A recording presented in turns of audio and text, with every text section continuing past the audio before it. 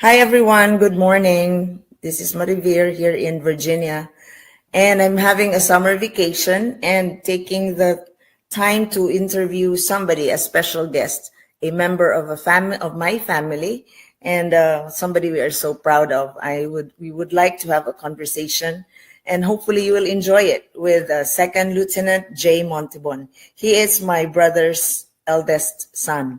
And I'm a proud aunt because he just graduated from the U.S. Marine as second lieutenant. Let's welcome Jay Montevon. Hello, good morning. Good morning. Hi there, Jay. Thank you so much for joining me today. It is my pleasure to join you today. Nice, nice. So congratulations.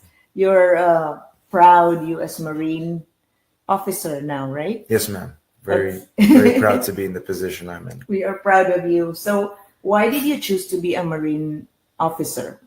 Why did you choose this route? You're young. You're 23. Mm-hmm. Yeah. I initially it started in high school. I joined the junior military, the JROTC program at the high school, and it was just my early introduction into roles of leadership. And my instructor, the mentor, he was a profound impact on my life in terms of personal courage and self-practice of discipline, and then ultimately into the higher steps of leadership. He inspired me heavily, and he's part of the reason why I've taken steps into joining the Marine Corps today. Yeah, but you would have started earlier, like your mom told us, but she wanted you to finish college, right? Yes. So what did you finish?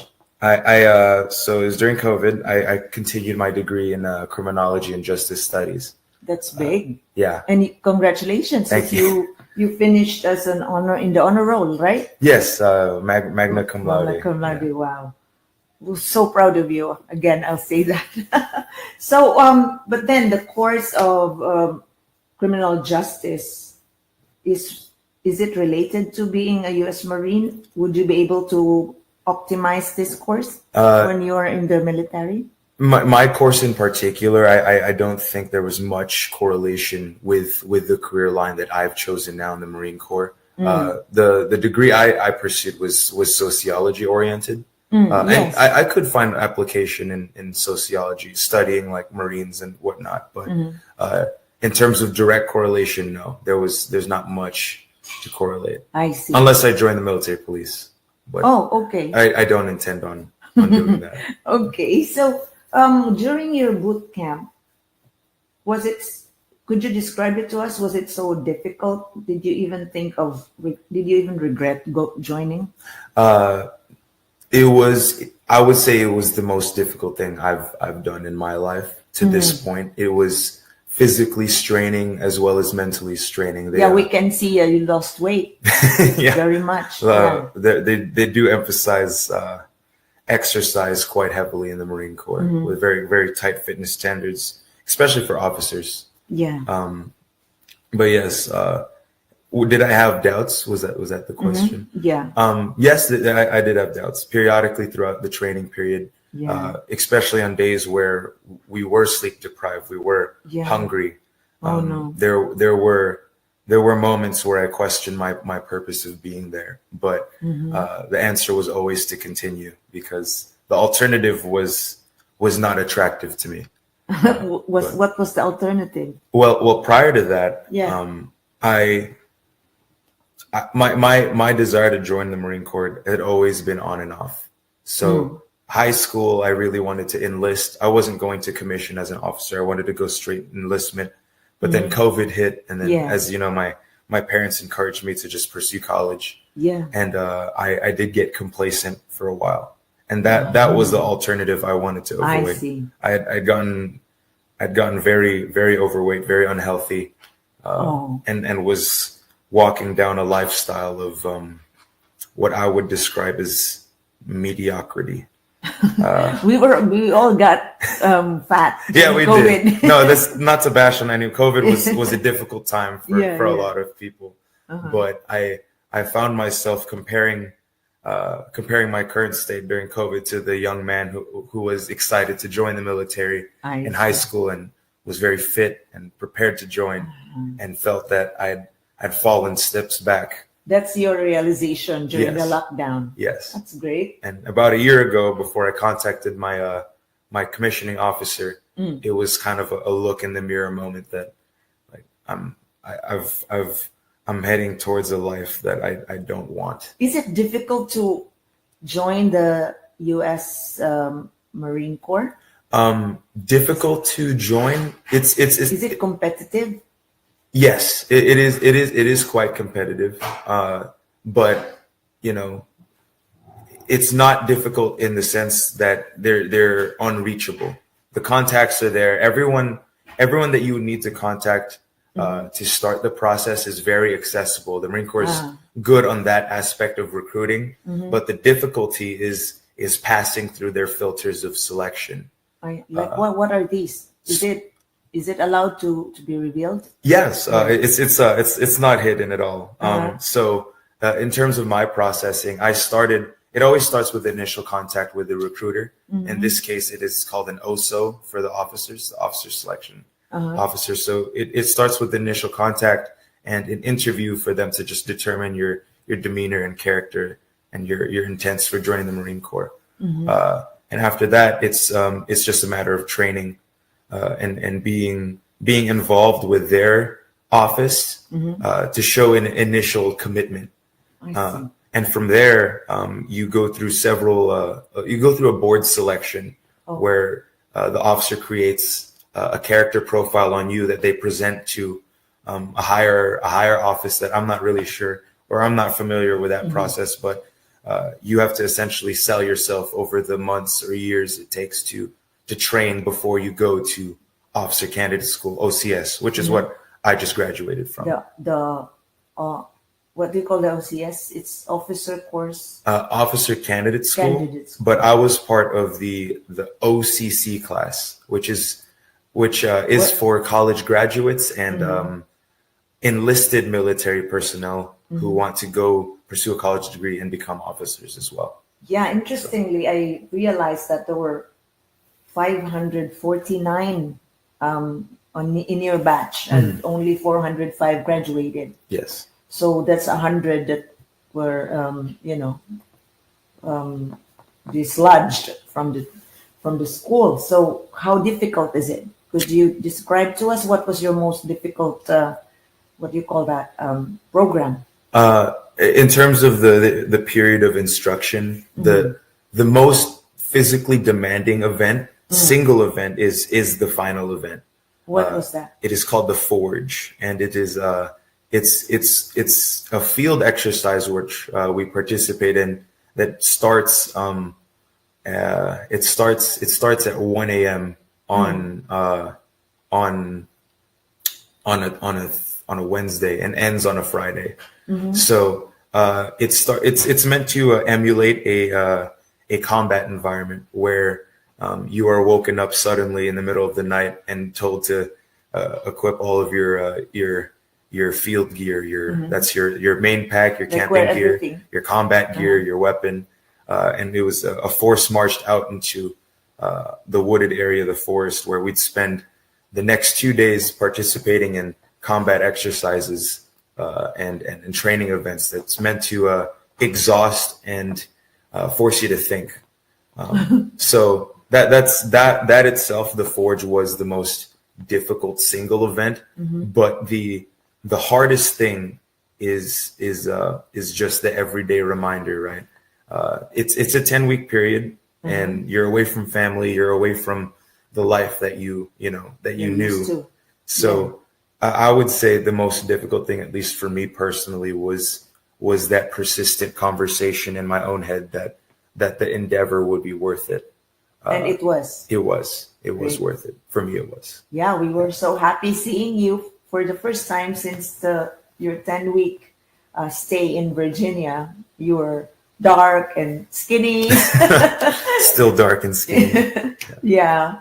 And so what would you say did you develop friendships there? Were you friends at some point with your batch? Oh, absolutely. It's funny that you asked that, because we were encouraged not to make friends initially. because the idea is we're supposed to evaluate our peers. Yeah. And to evaluate your peers, it's difficult to do that once you've formed connections like that. But yes, in an environment where you're in a shared suffering, you do develop a bit of camaraderie with your squad. But that's a good takeaway, isn't it? Yes, definitely. There's something about sharing a struggle that encourages a stronger kinship with those around you. And I found myself aligning with individuals with backgrounds that I wouldn't necessarily, find myself if I were to do it in the civilian side. That you won't be able to be friends with them, right? Correct. Yes. Correct. So amazing. So it's a good memory and a good relationship establishment. Are you going to, all of you, are you going to the same process like you are going to TBS? Yes. Everybody else too? That is the pipeline for second lieutenants that finish from OCS. They will they finish their what would be our equivalent of boot camp, and then they go to the first TBS as the basic school. So that would be a year?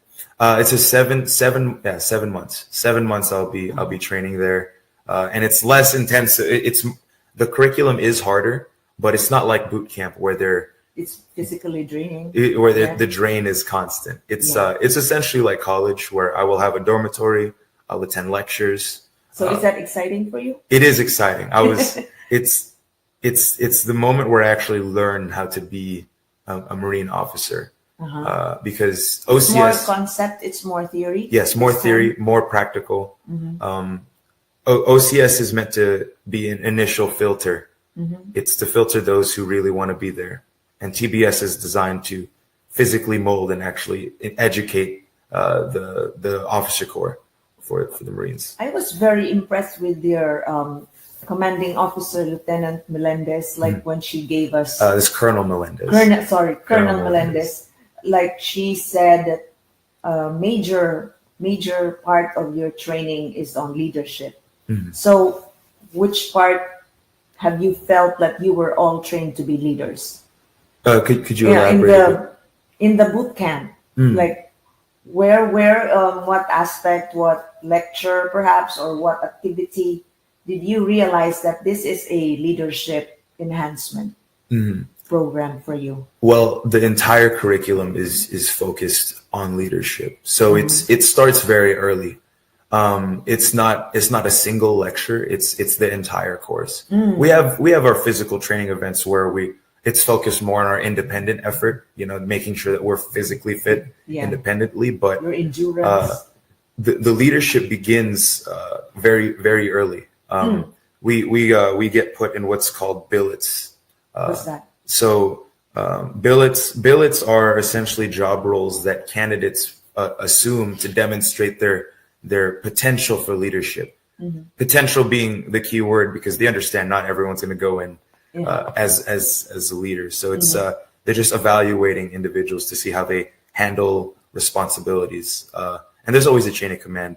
For example, I was given the billet of squad leader, which is in charge of 12 candidates, making sure that they are on point for the schedule of the day.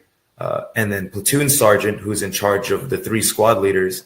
There's always a higher echelon of so you're given responsibility. We are, I we see. are, which is distinct from the enlisted boot camp, where they're just the follower. They're not expected to assume any roles of responsibility. Yeah. Earlier on, we had our conversation, like you were given some analytical problems, so your analytical mind is also being trained.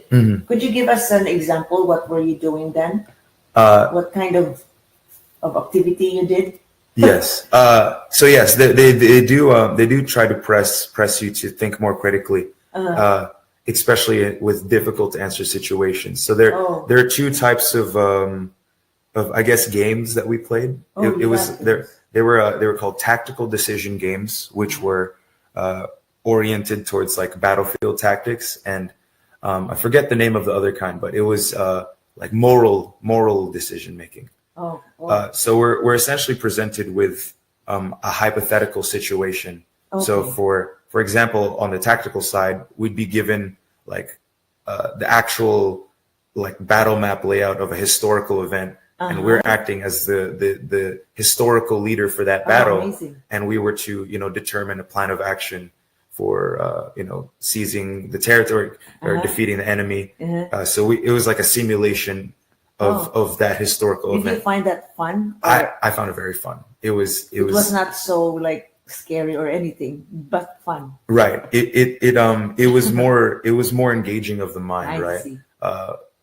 And it was something that I found to be the most practical thing we did at OCS that wasn't just getting screamed at or running Oh, through the mud. oh my gosh. But the other game, which was a lot more heavier handed, was the moral and ethics decision making game, Oh, wow. where they present you with a very difficult situation, and you have to kind of act as and it's not like a sandbox where we're simulating an event.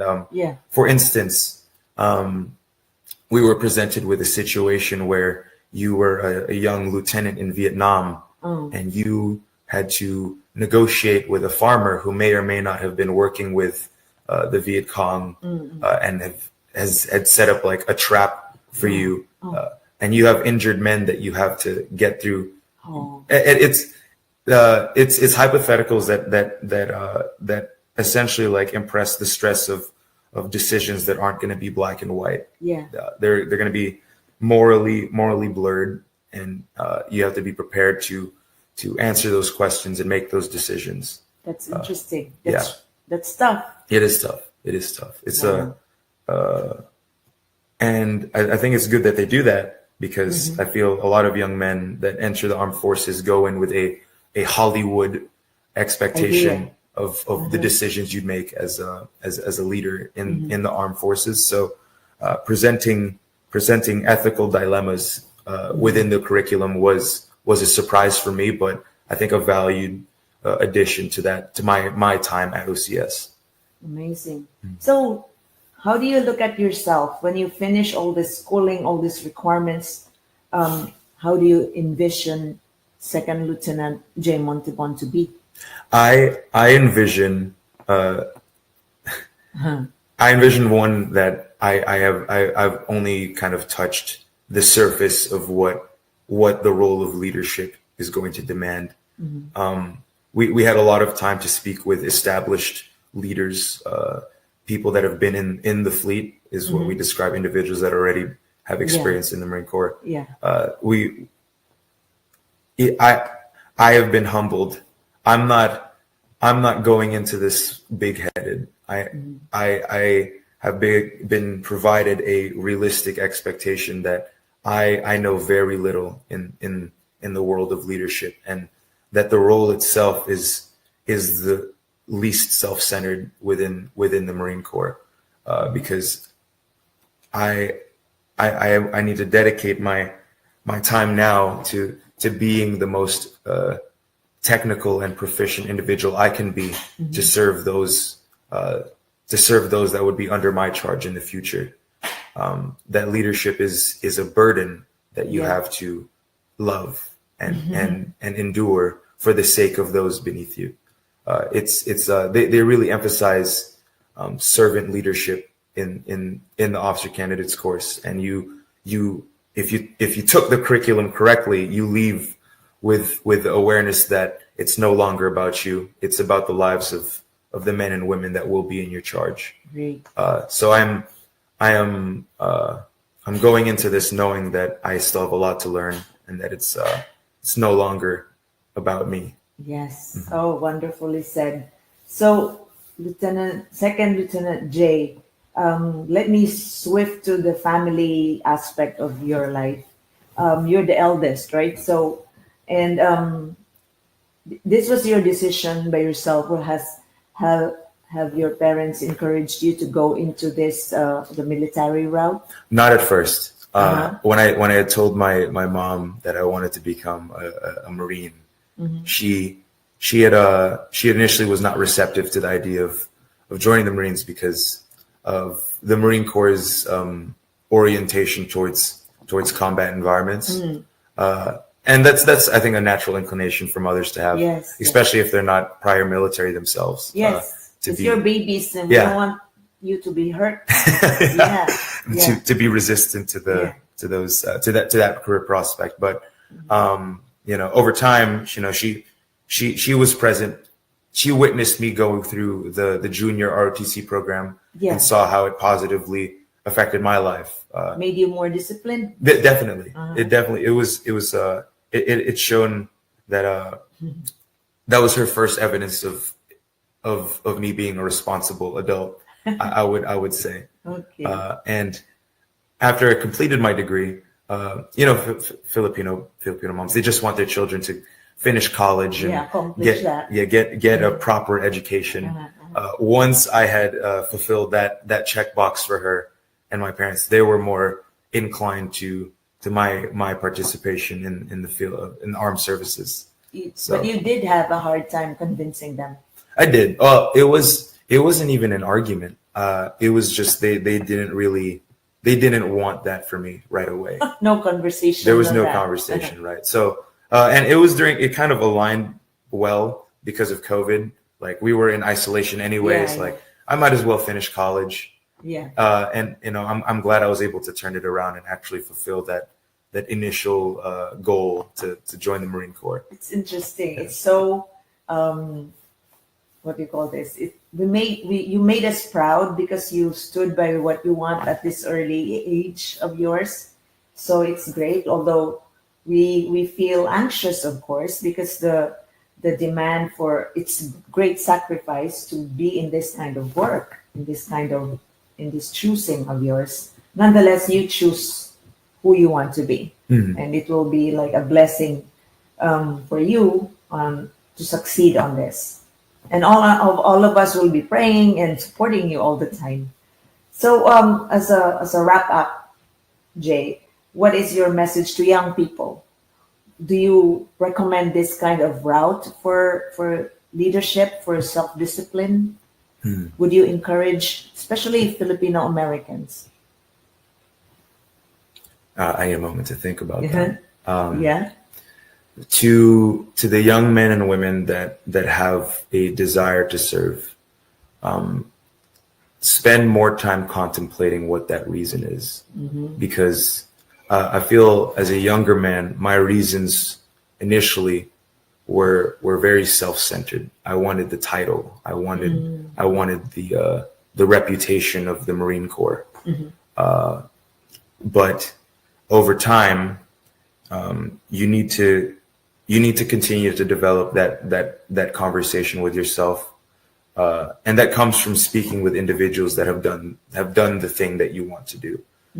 Give yourself time to learn the expectation from those that have done it before you, and really negotiate with yourself why you yourself are wanting to be in that position. For one, it will help you when you're sleep deprived and you're hungry, and you're questioning why you're there in the first place. Yeah. It'll help you find focus in those moments. And two, you will find yourself more inclined to do the hard thing when it's demanded of you. So take the time to negotiate that question for you. And if you're Filipino American, understand you're joining a service as a minority member, but you will not be alone in the brotherhood that is. If you are joining the Marine Corps, you will never be alone in that sense, where your race will separate you from the kinship that you could find there. You will find camaraderie among those that you wouldn't find commonality with. Amazing.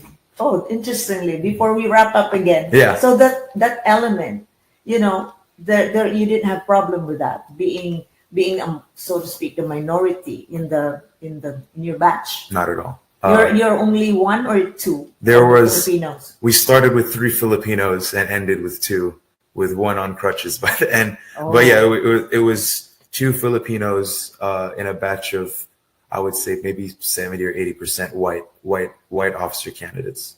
Amazing. So you're a rare species, I would say. Yeah, I'm the Congratulations and all the best to you, Jay. And my prayers and my concern are there for you. I appreciate that. Hopefully you will get what you want and be of service, really. Thank you. Thank you. Thank you. So, this is my nephew, and I'm so proud of him. Ladies and gentlemen, thank you so much for joining us. We are in an Airbnb here in Virginia, and hopefully you will enjoy your summer vacations and, take care of yourselves, take care of each other. Bye for now. Thank you, Semper Fi. Jay. Thank you.